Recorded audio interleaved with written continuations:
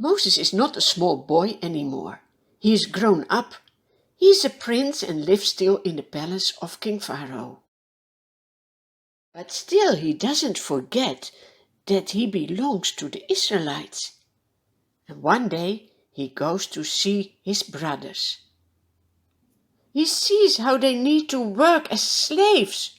Terrible. Oh, look what's happening there. Moses sees that one of the servants of King Pharaoh is beating an Israelite. Moses becomes so angry. He looks around himself. No one sees him. Then he beats the Egyptian. He kills him. Quickly he hides the body in the sand. So, no one will know. No one? But what about God? He sees everything we do. The next day, Moses goes again to see his brothers. But what does he see now? Are two Israelites fighting with each other? He says to the one who's wrong, "What are you doing?"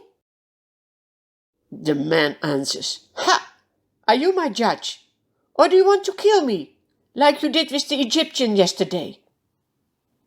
Then Moses is shocked. When they know it, then also King Pharaoh will hear it. He can't stay in Egypt any longer. And he flees out of the country. And indeed, when King Pharaoh hears about what Moses has done, he said, "You need to kill him," to his servants. But they can't find Moses. He ran away to a country called Midian. There is Moses in a foreign country sitting at a well, lonely. He thought he could rescue the Israelites from their suffering. Did it work to kill an Egyptian man? No. When you do things that God doesn't want you to do, you see what's the result. Why didn't he put everything in the hands of the Lord? He can rescue his people from suffering. Look, there are 7 girls coming with their sheep. They want to water their flock. But then also other men came, and these shepherds, they say, "We want to be the first ones, go away." But Moses says, "No, the girls were the first ones here." Moses chases the shepherds away, and he helps the 7 girls to water their flock. These 7 girls are sisters. Now they can go home quickly. When the girls come home, their father says, "How can you be so quick today?" Then the girls tell him about the Egyptian man at the well who helped them.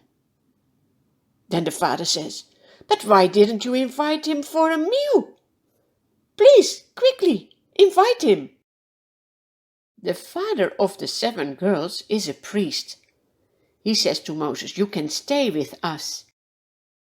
He even gives one of his daughters to Moses as a wife.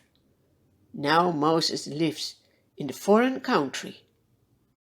Will he still think about his family in Egypt? God remembers his people. King Pharaoh died, and the Israelites, they are still slaves, working so hard every day. They cry out to the Lord and say, "Please, Lord, rescue us from this kind of life." God always hears the prayers of us.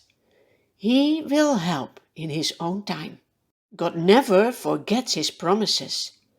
And do you still remember the promises that he made to Abraham, Isaac, and Jacob about his people going to the promised country? And what will God do with Moses? He is now just a shepherd in the desert.